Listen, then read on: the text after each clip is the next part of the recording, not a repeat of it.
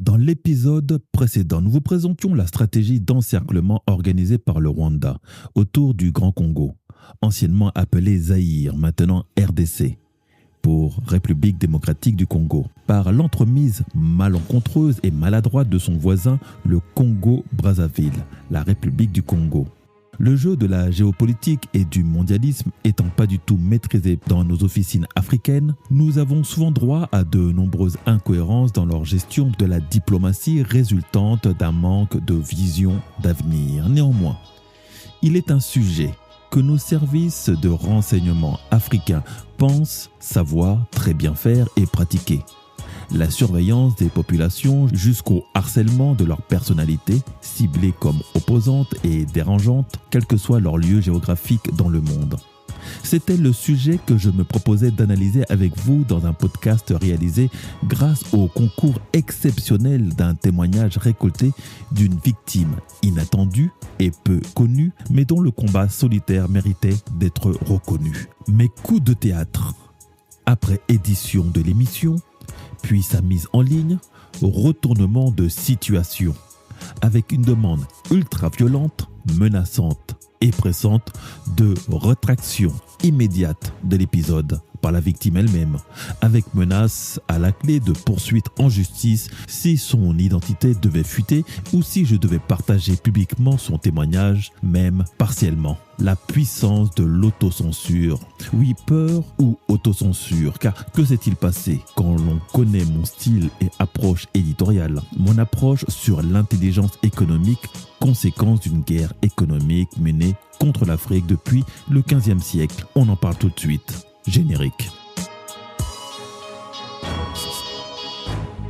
Bonjour et bienvenue sur le podcast du petit traité africain de guerre économique qui va porter sur la France-Afrique et l'espionnage. Un sujet hautement tabou que j'ai longuement hésité à traiter, surtout quand l'on apprend et comprend les méthodes de dissuasion et d'intimidation qui sont employées contre les lanceurs d'alerte ou investigateurs de ces sujets hautement sensibles. Juste avant de débuter, oui, un long silence de ma part car j'avais besoin de repositionner mon contenu dans une approche d'analyse de fond sur des sujets plus profonds. Nous allons parler géopolitique, géostratégie et intelligence économique, mais en abordant ces thématiques avec plus de consistance et de référence. J'ai beaucoup envie de passer en vidéo comme celle de Idriss Aberkane. Je vais encore privilégier l'audio. Le format podcast audio est pour moi de loin le meilleur format pour rester focus sur l'information et s'éloigner de la distraction de la vidéo. Écoutez mes podcasts comme un livre audio, en voiture ou dans le métro, ou même durant vos escales en avion ou dans le train, surtout que dorénavant, mes épisodes seront plus longs. Le format court est bien pour délivrer une nouvelle, une idée, pas pour dévoiler les secrets et stratégies de géopolitique africaine. Le sujet est trop complexe pour être juste survolé. Il doit être aussi documenté. Cet été, je vous prépare donc une série d'émissions sur les réseaux, qu'ils soient d'État ou mafieux, de pouvoir ou d'affaires, sur les loges et l'État profond.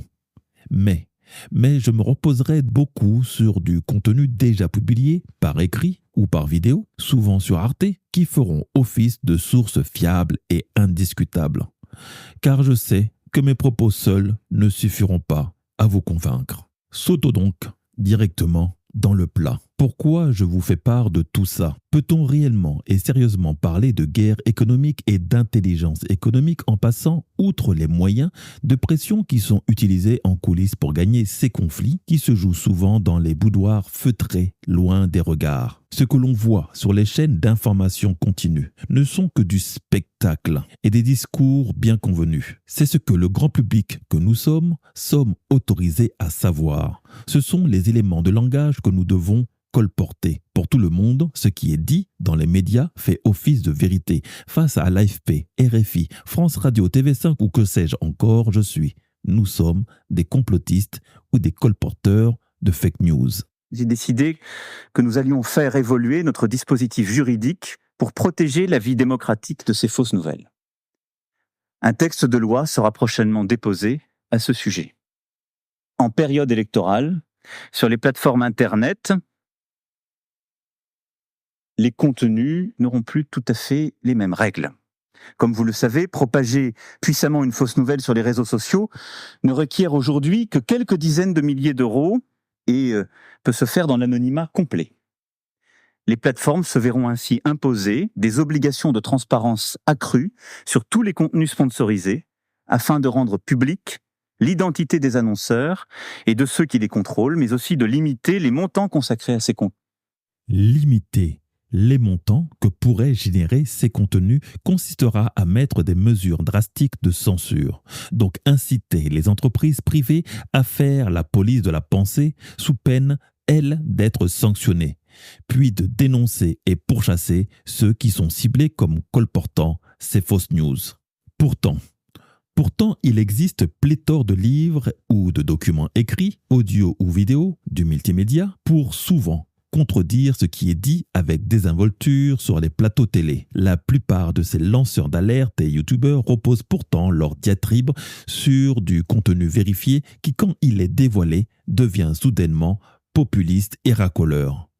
Et pourquoi nos médias nous mentiraient-ils? Pour comprendre comment est né cet empire du mensonge et ce sur quoi il repose, il faudra vous replonger dans les écrits de George Orwell avec 1984.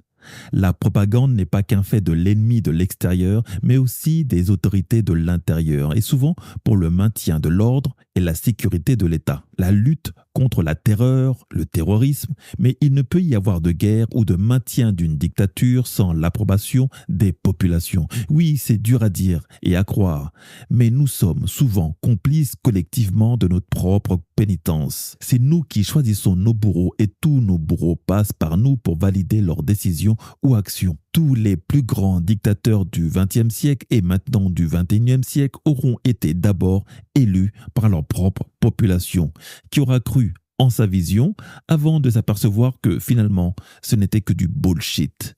La finalité est souvent la même, nous conduire dans le mur ou dans des projets sans issue. Aussi, il n'est plus grand ennemi de l'État que celui qui cherche à faire connaître au grand public un autre narratif que celui de l'État ou du système. Le plus grand ennemi du système n'est pas celui qui se tait, mais celui qui s'exprime. D'où l'importance de combattre cette parole en la banalisant, en la faisant se taire ou en l'obligeant à s'auto-censurer. Nous vous parlerons dans un autre épisode des méthodes pratiquées pour pousser à l'autocensure par le privé et les particuliers. C'est très simple et très machiavélique à la fois. Mais enfin, de fait, nous avons eu une implication sécuritaire parce qu'il y avait des risques terroristes, et qu'il y en a toujours, et parce qu'il y a eu une demande d'État souverain que nous venions les aider. Et c'est dans ce cadre qu'a été décidée d'abord l'opération Serval, puis l'opération Barkhane. Je le dis avec beaucoup de force parce que si on l'oublie aujourd'hui, et si on cède aux arguments inadmissibles de cette alliance baroque des prétendus panafricains avec les néo-impérialistes, on vit chez les fous. La France est intervenue dès 2013 parce que des États nous ont demandé d'intervenir parce qu'ils étaient en train d'être simplement coupés en deux. C'est que notre partenariat avec l'Afrique doit reposer sur un changement profond d'objectifs, de méthodes et d'interlocuteurs. Nous avons encore trop tendance à ne parler qu'avec les capitales et les gens au pouvoir. Mais sans doute plus qu'ailleurs, il faut parler, renforcer le lien avec la société civile, les oppositions et toutes les expressions des forces vives. Si nous avons été pris à revers sur le continent africain, c'est que nous avions un dispositif par trop posé et tellement en intimité avec celles et ceux qui étaient au pouvoir qu'ils finissaient par n'en pas voir le reste de la société. Et à un moment donné, quand la société bouge, on n'a plus de capteurs. Donc on doit sortir beaucoup plus des sentiers battus, et renforcer le travail avec les sociétés civiles, avec tous les partenaires, avoir un agenda beaucoup plus sur école, santé, agriculture, climat. Et au fond, le gâteau avalé n'avait plus de saveur. Et finalement, on faisait une politique que les gens ne voyaient pas et comprenaient pas que c'était la France, ils nous disaient pas merci. Parce que faut quand même être lucide. On a aujourd'hui, le sentiment anti-français est largement manipulé par des réseaux des néo-impérialistes en Afrique. Mais il y a aussi beaucoup d'endroits où on ne sait pas que c'est la France qui fait ceci ou cela. Donc on doit renforcer notre lien avec les sociétés civiles et tous les acteurs y compris ceux qui peuvent paraître comme étant les plus marginaux. On doit renforcer dans nos verticaux les points que j'ai évoqués. On doit avoir une approche beaucoup plus par la formation, le développement économique, et renforcer aussi notre action par la culture, le sport et tous ces leviers. Et donc, je vous incite vraiment à poursuivre ce changement de méthode, à aller beaucoup plus loin pour à la fois avoir plus d'influence, plus d'efficacité, renforcer les liens. Je veux insister sur notre agenda en soutien et au service de la démocratie en Afrique. Sur ce sujet, nous avons une difficulté qui est notre passé. On l'a digéré, je l'ai dit à Ouagadougou de manière simple. Moi, je suis né après toutes les décolonisations. Et on peut pas dire le continent africain, c'est formidable, c'est un continent très jeune. 70% de ce continent est né après les décolonisations, même plus que 70%. Et continuer à avoir un dialogue complètement complexé par le post-colonialisme. C'est une manipulation, il faut quand même être lucide. Nous, on ne doit pas tomber du côté de la facilité, des habitudes d'un post-colonialisme qu'on a nourri après colonisation, il faut être lucide, mais avec lequel on a rompu. Mais on doit assumer d'avoir une vraie politique de soutien de la démocratie. Et à cet égard, l'initiative d'Achille Mbembe, le fonds que nous avons mis en place et son action très ouverte sont un élément important sur lequel il faut s'appuyer. Alors, il faut s'appuyer de manière intelligente, c'est-à-dire partenariale, pas en la digérant ou la francisant, mais en acceptant qu'elle est ouverte et au service de tous. Mais comme sur beaucoup d'autres points, nous voulons que notre politique suive cette philosophie. Et je pense que c'est très important. À côté de ce travail sur la langue et la culture, il y a, je ne peux évidemment manquer d'insister sur ce point, le travail sur notre influence. Nous l'avons évoqué au Quai d'Orsay en mars dernier, la ministre y est plusieurs fois revenue. C'est au cœur de la feuille de route de la loi de programmation militaire. C'est un sujet délicat parce que c'est un continuum. L'influence, c'est une notion, je dirais, qui vit dans la société et qui a sa place dans le registre commun. C'est être bien vu, au maximum aimé, être compris, si possible suivi. Bon, c'est devenu maintenant une fonction diplomatique parce qu'il y a de la contre-influence. Et donc, c'est rentré dans le cœur des missions et je veux saluer vraiment ce que le Quai d'Orsay a commencé de faire, à la fois au niveau de l'administration centrale et de la sensibilisation des postes. Il faut continuer ce travail par la transformation de l'outil numérique, de l'approche, la recherche d'alliés, de partenaires. Bon. Et il y a un continuum dans le militaire, on le voit bien, et on l'a vu dans les théâtres d'opération les plus importants, parce qu'il est difficile de mener une opération militaire dans la durée, lorsqu'il y a de la contre-influence qui est menée sur notre sol, dans nos propres réseaux d'information et dans les pays où nous opérons.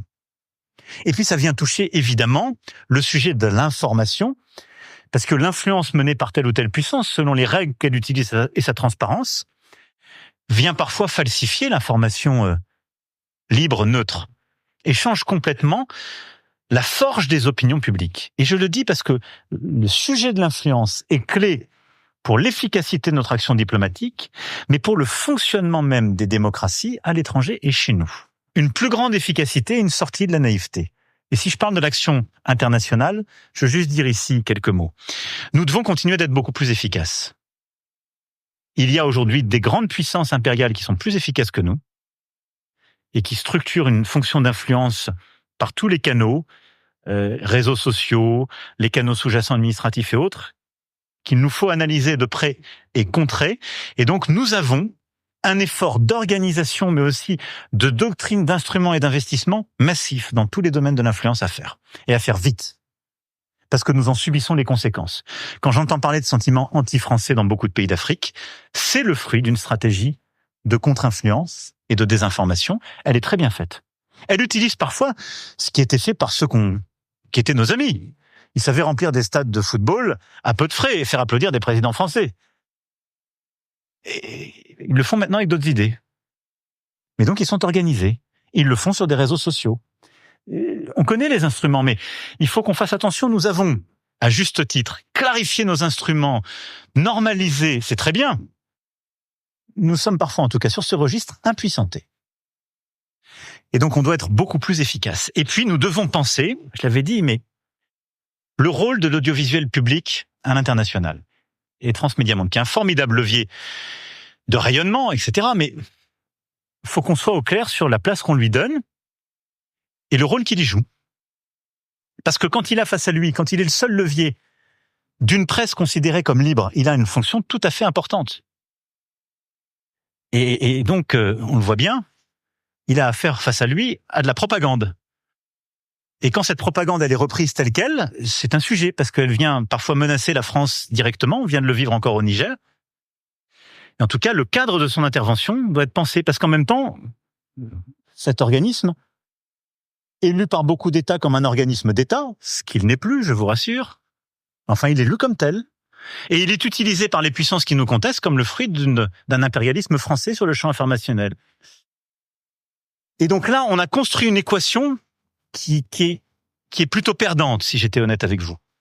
C'est-à-dire qu'on a un instrument qui est bâti avec des rédactions indépendantes, ce qui est évidemment le cadre de ce dans quoi nous croyons pour avoir une presse libre, mais qui du coup s'interdit totalement de faire quelque travail d'influence, et qui est dans des pays qui le voient comme un instrument d'État qui fait de l'influence, et qui est vu comme la justification et la légitimation par d'autres puissances qui font de la vraie influence à des fins gouvernementales, comme la légitimation de ce qu'ils sont en train de faire.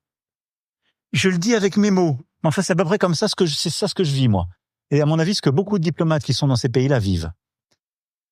Donc à mon avis, c'est pas notre meilleure utilisation de l'instrument commun. Donc là, je demande vraiment à ce qu'on s'attelle avec courage à la chose. Les états généraux de l'information doivent nous permettre de penser cela.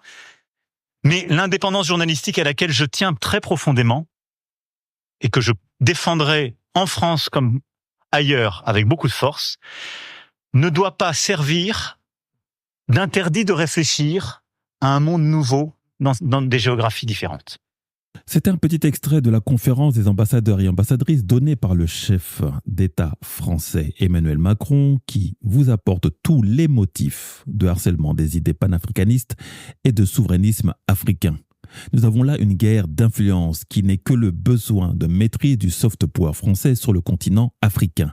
Car très souvent, ces panafricanistes, ou soi-disant panafricanistes comme ils sont appelés par les autorités françaises, parasitent leur message qui reste malgré eux et malgré tous leurs efforts néocoloniaux et paternalistes. Ce premier épisode va se focaliser sur les raisons de la mise en place de traques et de persécutions d'Africains influents ou militants, panafricains ou pas.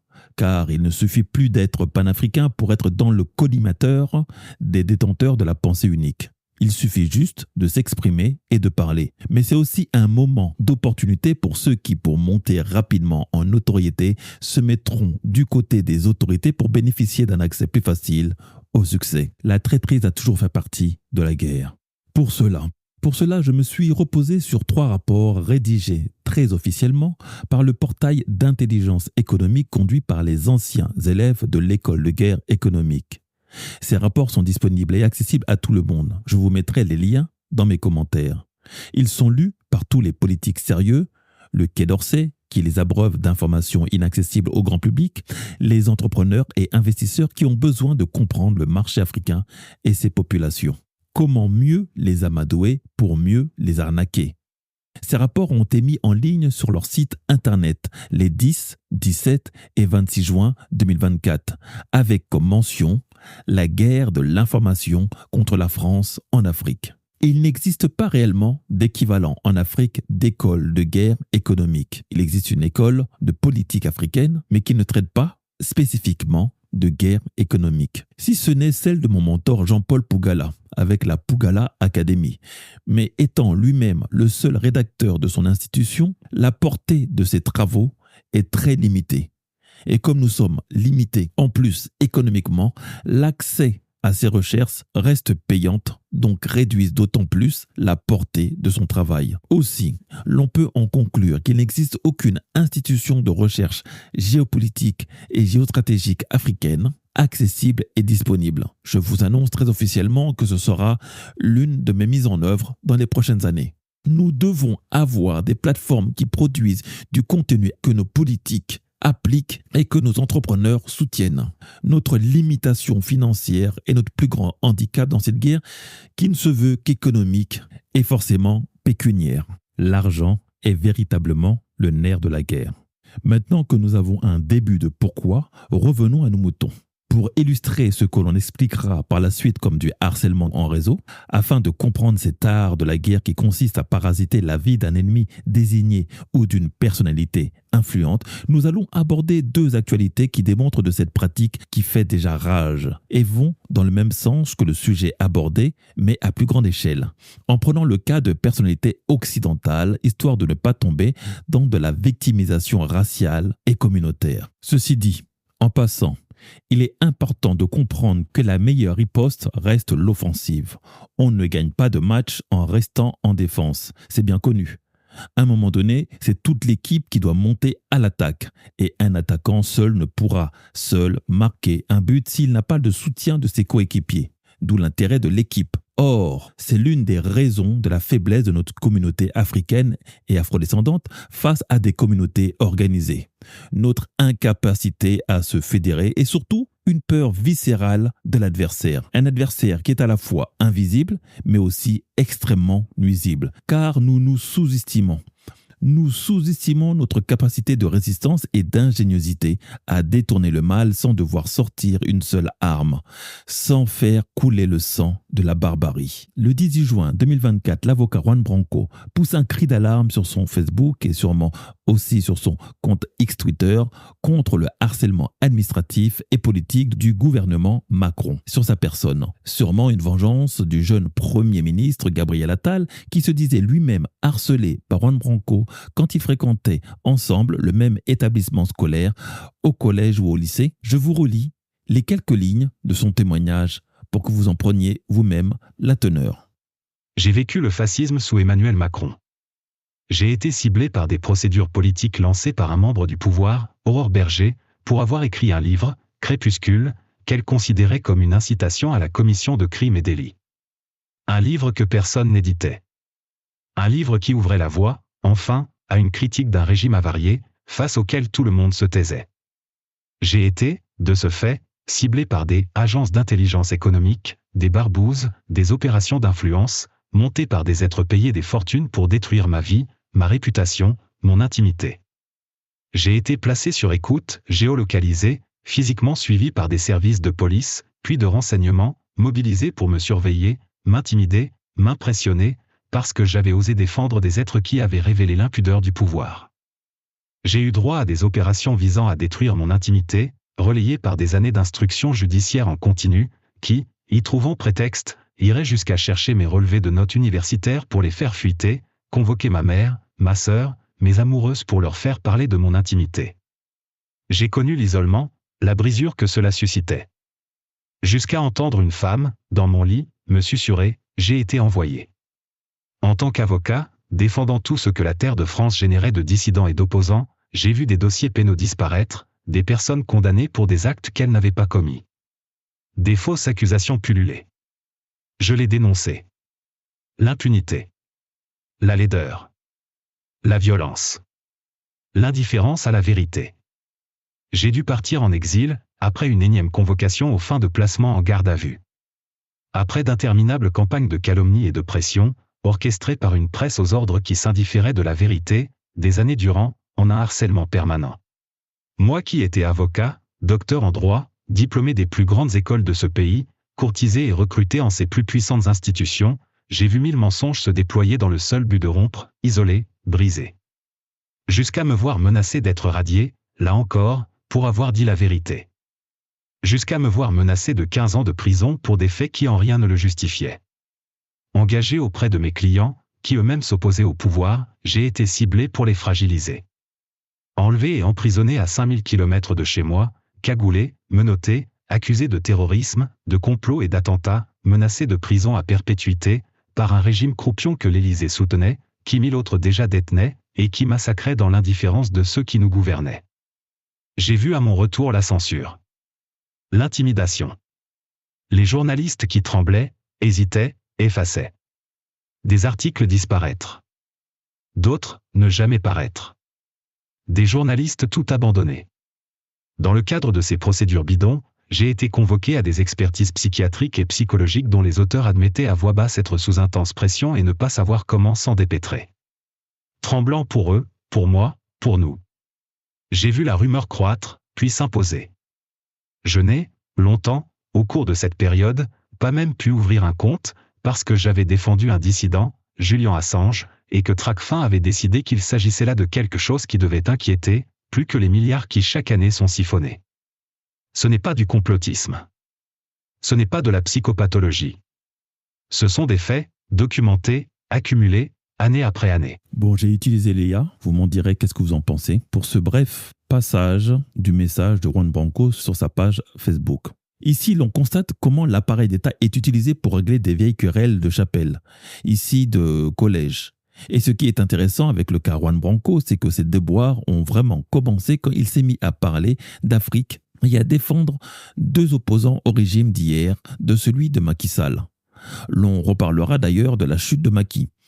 Pourquoi et comment elle a été provoquée, car lui aussi a été lâché par ses anciens maîtres quand tout d'un coup, il a voulu se rapprocher de la Russie. Encore un autre sujet passionnant sur les réseaux et l'état profond de la France-Afrique. Au Sénégal, l'avocat français Juan Branco, inculpé pour complot et attentat, a été libéré sous contrôle judiciaire et il va être expulsé du pays. Alors Igor, pourquoi a-t-il été libéré finalement? Les autorités françaises sont-elles intervenues?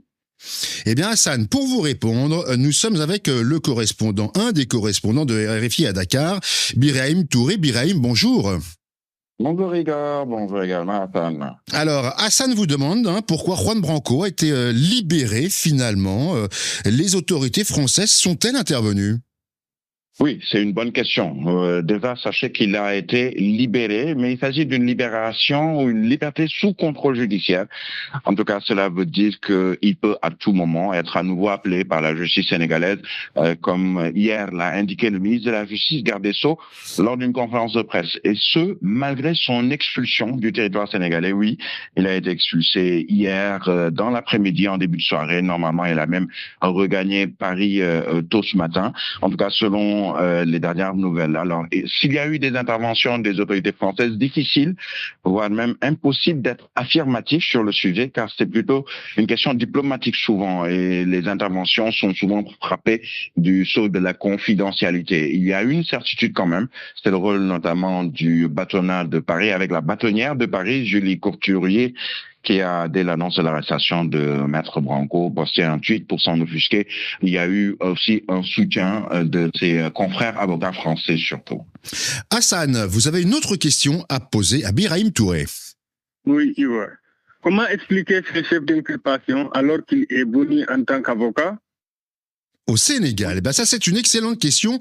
Birahim Touré, qu'est-ce qu'on peut dire à Hassan ? Oui, justement, c'est une excellente question, Igor, puisqu'il faut rappeler que le juge d'instruction l'avait inculpé pour attentat, complot, diffusion de fausses nouvelles, acte et manœuvre de nature à compromettre la sécurité publique ou à occasionner des troubles politiques graves.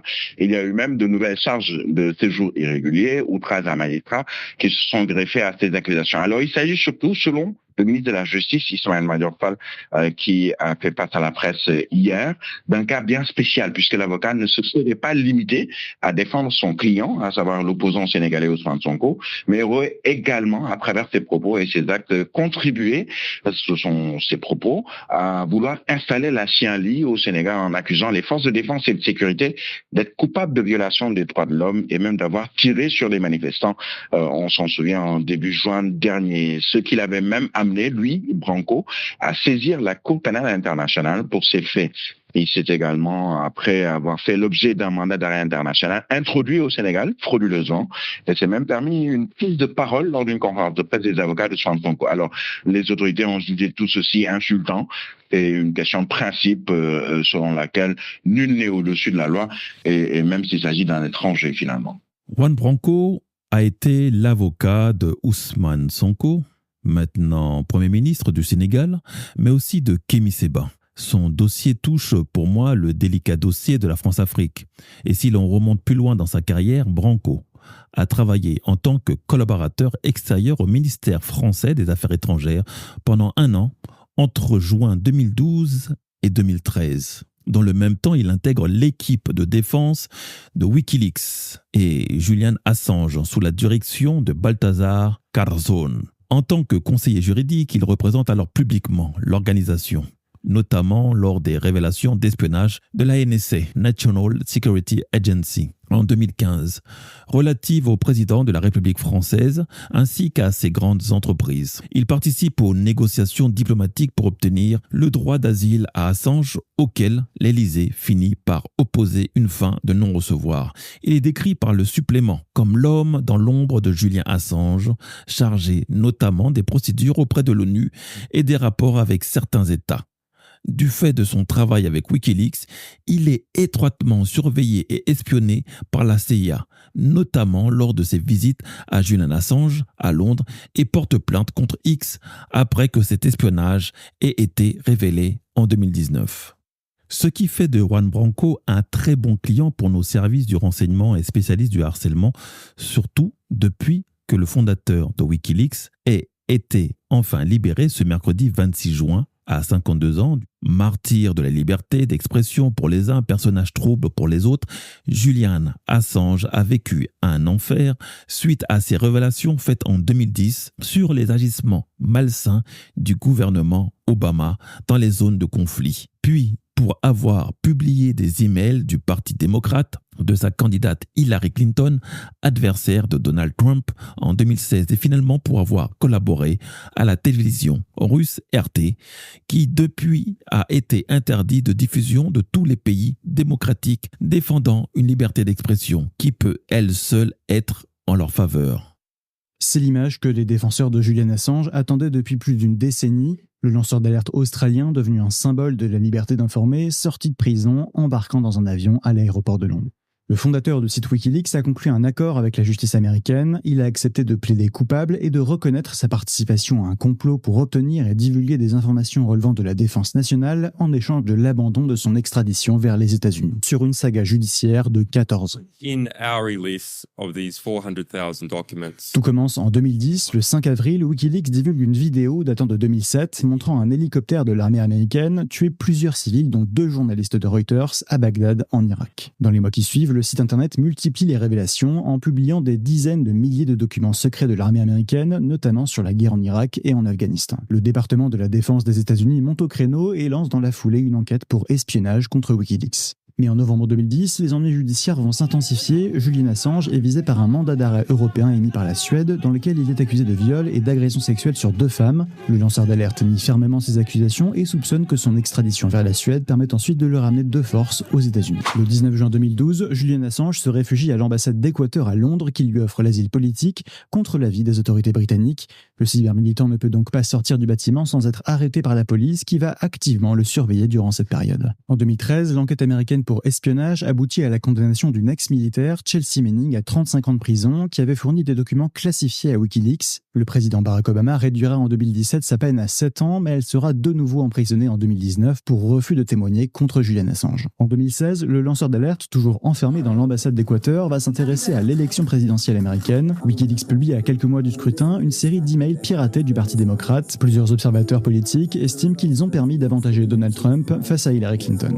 Le 2 avril 2019, le nouveau président équatorien Lenín Moreno révoque l'asile de Julian Assange en estimant qu'il n'a pas respecté les conditions d'asile. Le 11, la police britannique l'arrête à la sortie de l'ambassade. Il est condamné à 50 semaines de prison pour avoir enfreint les règles de sa liberté surveillée en 2012.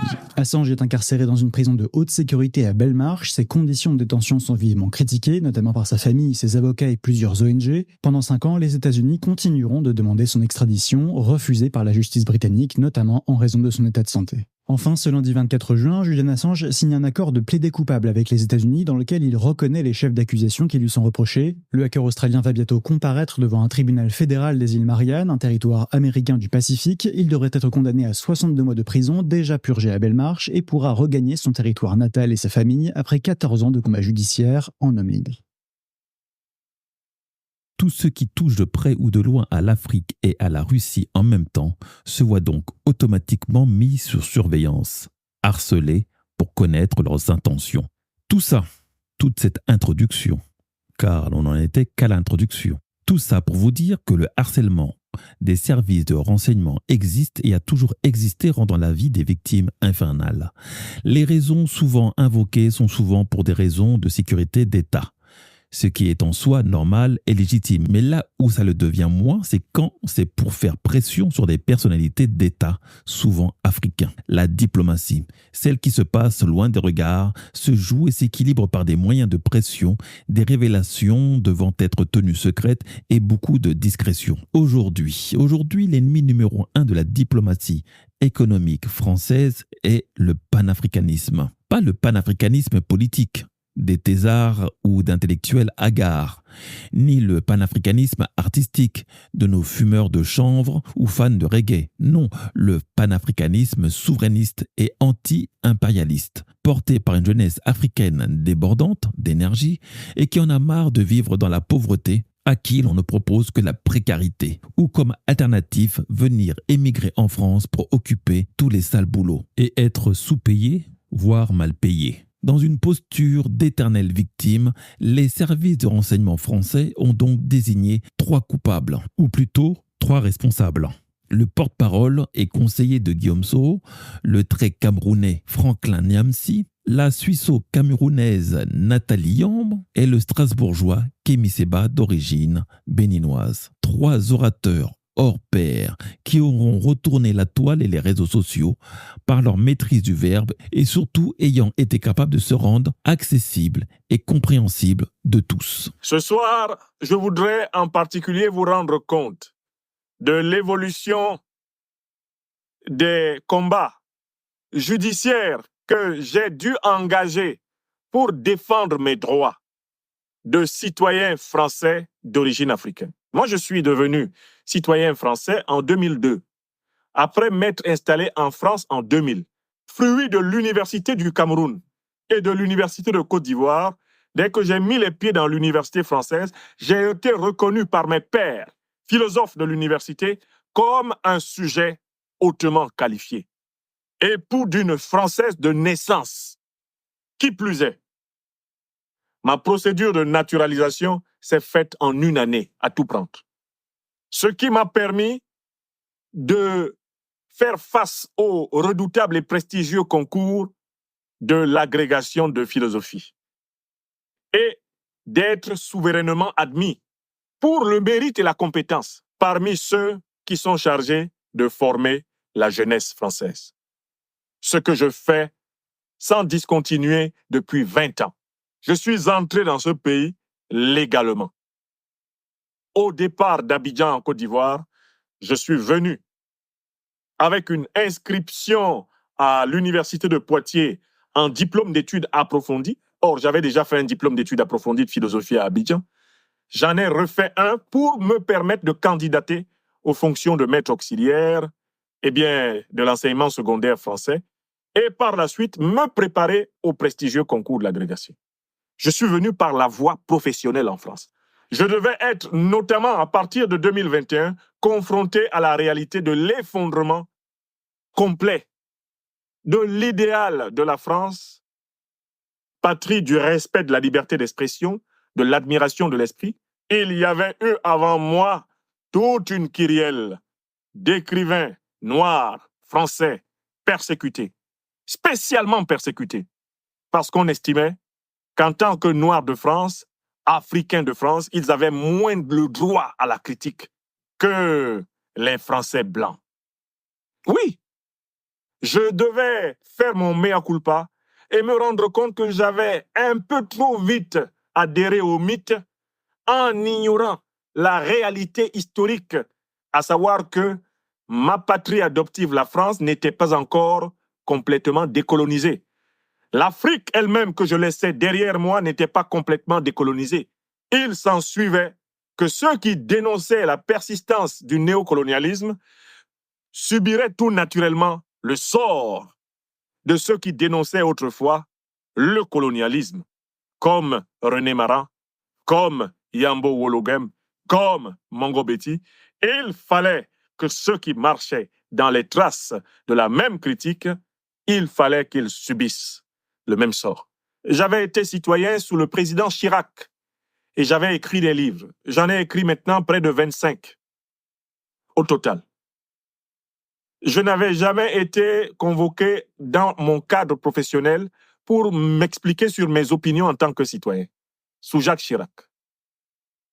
J'avais été citoyen français sous le président Nicolas Sarkozy.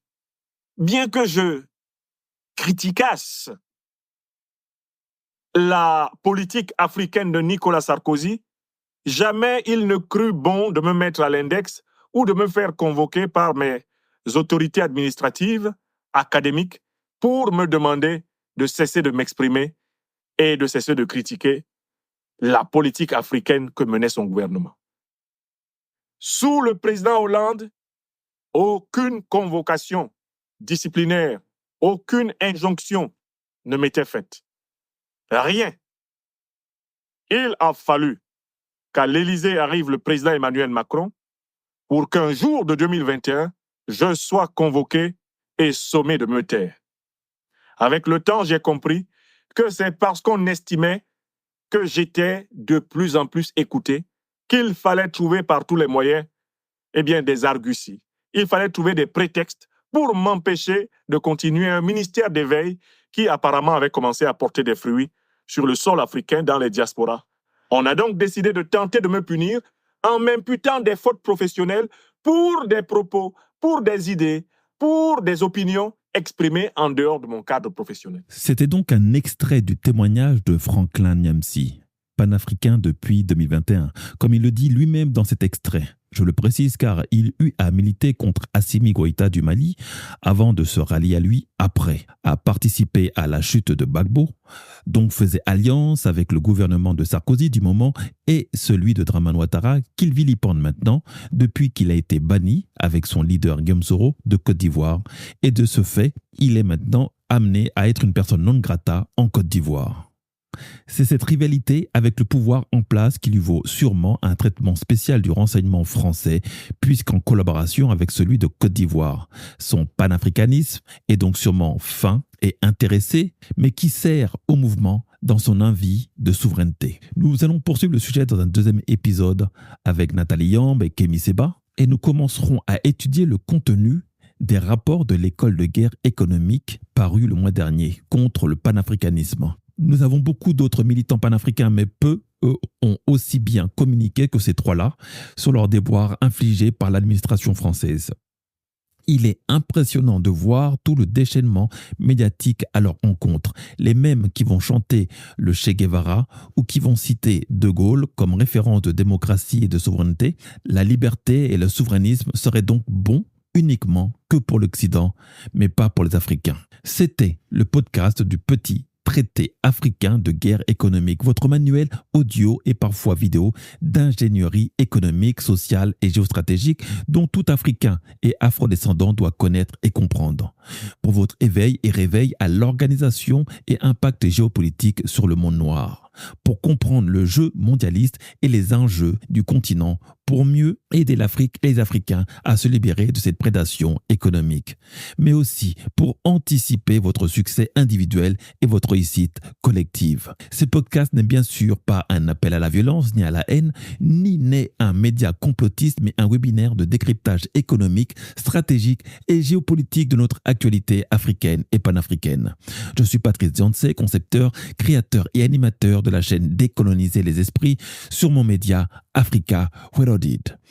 Accessoirement un Afro-Caribéen qui investit économiquement en Afrique et s'investit physiquement pour l'Afrique. Et je vous demanderai de ne pas hésiter à liker et partager ce podcast que vous trouverez sur Spotify, Apple Podcasts, Google Podcasts et YouTube. Prenez le temps de l'écouter dans les transports ou dans votre véhicule.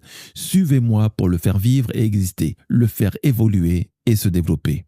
Aujourd'hui, je vous ai délivré la leçon 68 bis, donnée le 5 juillet de l'an 2024 du calendrier grégorien, 6260 du calendrier kémite et 4722 du calendrier chinois. Une année du dragon de bois, un signe connu pour sa force et sa grandeur qui va nous réserver cette année beaucoup d'imprévus, des opportunités surprenantes, mais aussi de beaux revirements de situation. Je vous remercie d'avoir écouté, j'espère avec délectation cet épisode, et on se dit à plus tard pour la suite. Matondo.